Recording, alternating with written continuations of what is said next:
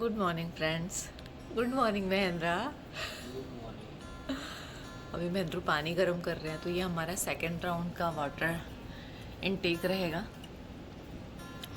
और पानी पीने के बाद मैं जाऊंगी एक्सरसाइज करने, क्योंकि मैंने मेडिटेशन कर लिया अभी और थोड़ा उजाला हो गया है। बैकग्राउंड में जो हीटर है उसका साउंड बहुत तेज़ आता है। और अभी ये विंडो और जो बालकनी का ग्लास है वो बहुत गंदा हो गया है। विंडो का ग्लास तो क्लीन नहीं कर सकती हूँ, लेकिन बालकनी का मैंने 2 बार ट्राई किया, बट ये दाग निकलते नहीं हैं। बहुत जिद्दी दाग हो गए हैं, पता नहीं कैसे निकलेंगे, तो मैंने छोड़ दिया। ठीक है, जब क्लीन होगा तब क्लीन होगा। अभी हम लोग निकले हैं इंडियन मार्केट जाने के लिए। कुछ सब्जियां लेनी है और तिल गुड़ लेना है, क्योंकि लड्डू बनाना है। कल 14 जनवरी है, तो तिल गुड़ का लड्डू बनाना तो बनता है। और कुछ ग्रॉसरी आइटम भी लेना है, तो वो सब एक साथ ले लूँगी, करके जा रही हूँ। आज वर्किंग डे है, फिर भी महेंद्र मुझे लेके जा रहा है क्योंकि चीज़ें नहीं थी घर में और मैंने ध्यान नहीं दिया था। और अभी थोड़ा बहुत तो ब्रेक लेना बनता है ना, दिन भर घर में बैठे बैठे काम करना भी डिफ़िकल्ट होता है, तो इसलिए अभी हम लोग जाके ले आएंगे। तो चलिए दिखाती हूँ क्या क्या लेना है मुझे, और चलते हैं इंडियन स्टोर आप लोग के साथ में। ये रही मेरी आज की शॉपिंग।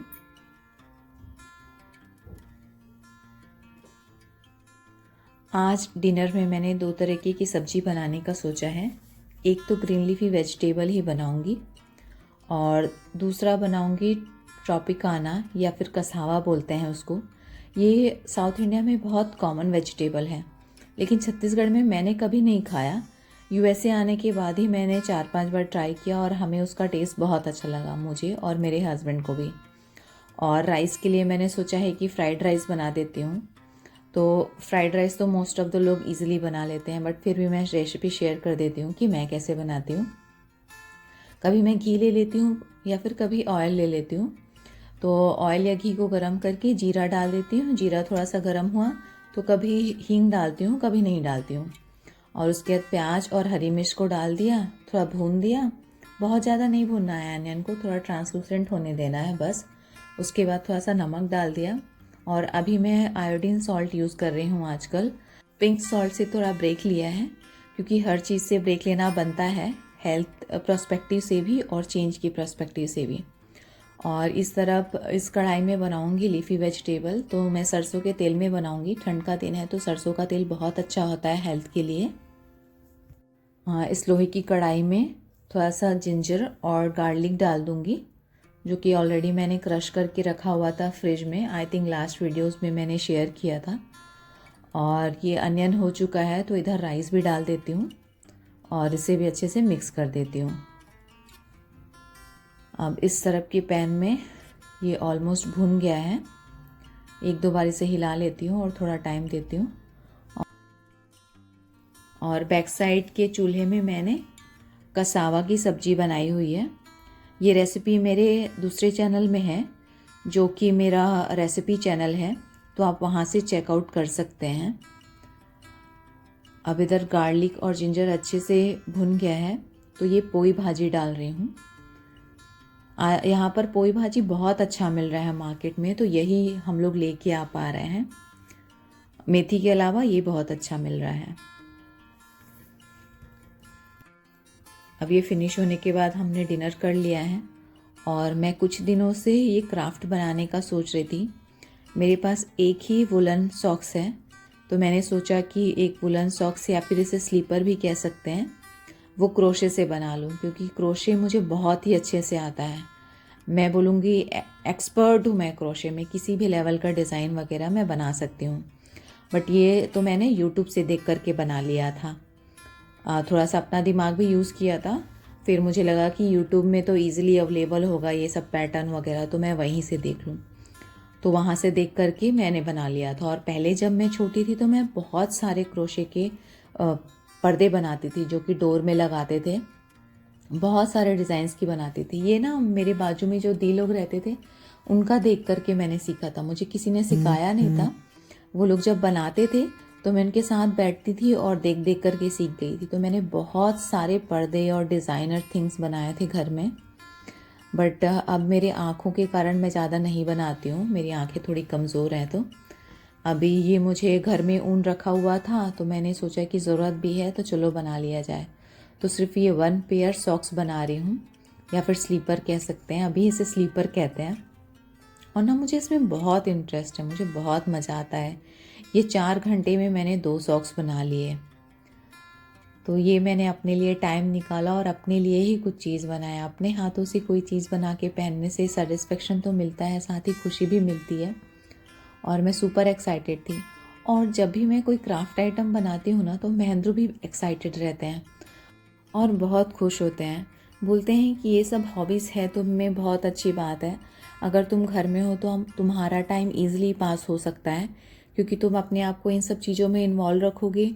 और इन चीज़ों में इन्वॉल्व है तो तुम्हें नेगेटिव थॉट्स भी नहीं आएंगे, बाहर की दुनिया के बारे में नहीं सोचोगे, इसके डिज़ाइन और पैटर्न के बारे में सोचोगे, या कितना अच्छा तुम इसे बना सकते हो अपने क्राफ्ट को, ये सब सोचोगे।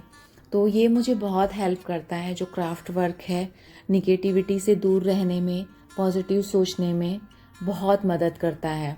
तो अगर आपकी ऐसी कोई हॉबीज़ है तो उसे ज़रूर एक्सप्लोर करें और उसमें अपना टाइम लगाएं, क्योंकि ये सब इन्वेस्टमेंट है और ये इन्वेस्टमेंट सिर्फ हम अपने लिए कर रहे हैं, दूसरों के लिए नहीं। और अगर अपने लिए इन्वेस्टमेंट कर रहे हैं तो बहुत अच्छी चीज़ मिलनी चाहिए अपने को। तो ये पॉजिटिव रहना, इससे आपको मदद मिल सकती है, क्योंकि मुझे बहुत हेल्प होता है इससे। इतने साल जॉब करने के बाद घर में रहना बहुत डिफ़िकल्ट होता है। अभी तो कोविड है तो महेंद्रा घर में है तो बात कर लो थोड़े टाइम तो टाइम कट जाता है, बट स्टिल वो कई बार कॉल में बिज़ी रहते हैं तो इतना टाइम नहीं रहता है उनके पास। बट पहले जब भी वो ऑफिस जाते थे तो मेरे लिए बहुत डिफ़िकल्ट हो जाता था। कितनी देर फ्रेंड्स के यहाँ जाओगे ना, और फ़ोन में भी कितनी देर आप बात करोगे। तो ये सब हॉबीज़ से मेरा बहुत टाइम पास होता था। और जब मैं कैलिफोर्निया में थी तो पता नहीं मैंने कैसे बहुत सारे पेयर्स बनाए थे। पेयर्स में हैंड ग्लव्स था, कैप था और मफलर था। मैंने आई थिंक 6-7 सेट बनाए थे, और कुछ सेट्स बनाए थे मेरे फ्रेंड लोगों को, उनको गिफ्ट किया था, और कुछ फ्रेंड्स के बच्चों के लिए भी बनाए थे। मुझे बहुत अच्छा लगा था। बट मुझे तो ये आइडिया नहीं था कि मैं ईस्ट कोस्ट आ जाऊंगी और इतनी ठंडी जगहों पे। कैलिफोर्निया में हमें जहाँ रहते थे वहाँ इतनी ठंड नहीं पड़ती थी, ठंड थी लेकिन स्नो वगैरह नहीं होता था। लेकिन अभी जहाँ पर हम लोग हैं वहाँ पे काफ़ी ठंड होता है और स्नो भी पड़ा था, मेरे लास्ट वीडियो में मैंने दिखाया था। तो नहीं जानते हुए भी पता नहीं कैसे इंट्यूशन हुआ और मैंने वो बनाया, और अभी यहाँ आने के बाद मैं वो सारी चीज़ें यूज़ करती हूँ। तो कई बार ऐसे होता है ना लाइफ में कि आप कुछ चीज़ें करके रख लेते हो, उस टाइम पे आपको उसका यूज़ नहीं लगता, लेकिन फ्यूचर में आपका वो यूज़ हो जाता है। तो ये मेरा पहला चीज़ था जो यूज़ हुआ फ्यूचर में।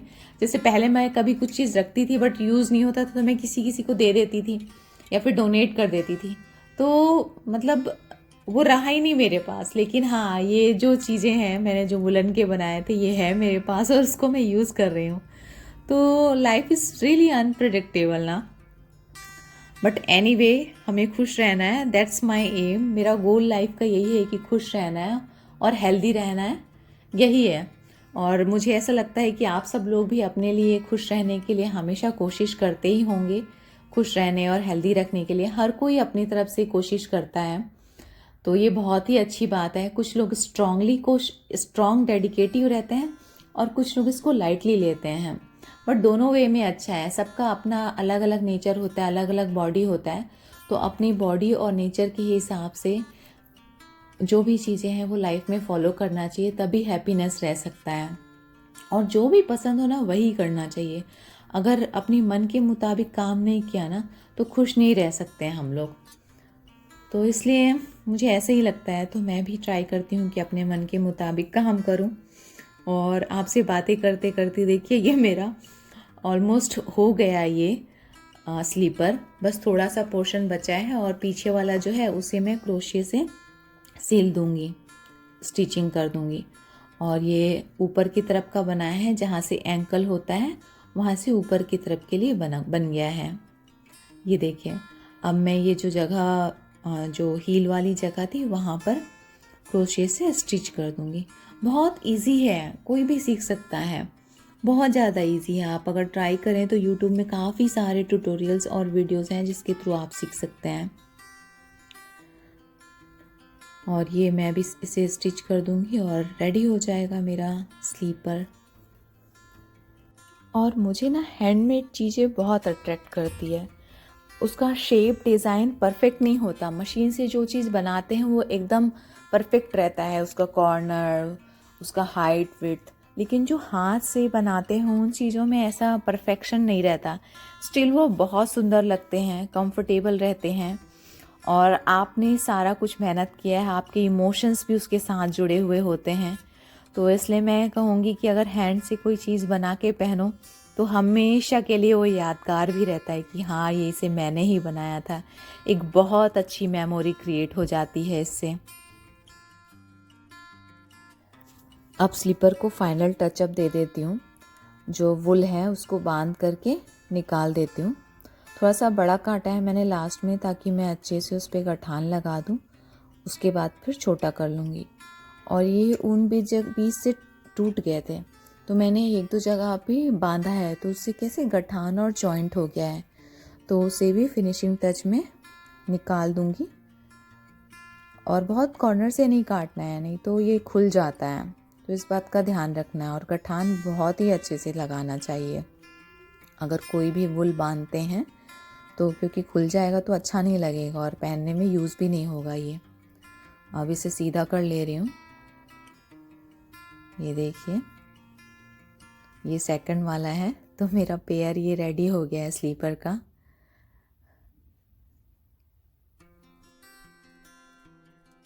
मैंने पहन के चेक भी कर लिया है, परफेक्ट साइज़ है ये देखिए, और पायल के साथ बहुत अच्छा दिख रहा है। ये चांदी का पायल है मेरा। ये मैंने किचन के लिए कुछ शॉपिंग किया था। डिश वॉशर ड्रेनर लिया था, क्योंकि एक ही सिंक है तो मुझे ठीक से यूज़ करते बनता नहीं है। और ये मेसन जार लिए थे कुछ चीज़ों के लिए। कुछ मसाले थे जो छोटे छोटे जार्स में आते थे, तो ये मैंने 16 ओस का ले लिया है। कल मकर संक्रांति है तो मैं यूटेंसिल क्लीन कर रही हूँ भगवान के। और ये मैंने सिर्फ लेमन और जो डिश वॉशर लिक्विड होता है उन दोनों को मिक्स करके क्लीन किया है। कल मकर संक्रांति है तो पूजा के स्थान को भी क्लीन करके रेडी कर दिया है। आप सब स्वस्थ रहिए और मस्त रहिए, इसी कामना के साथ मिलते हैं नेक्स्ट ब्लॉग में। तब तक के लिए बाय बाय।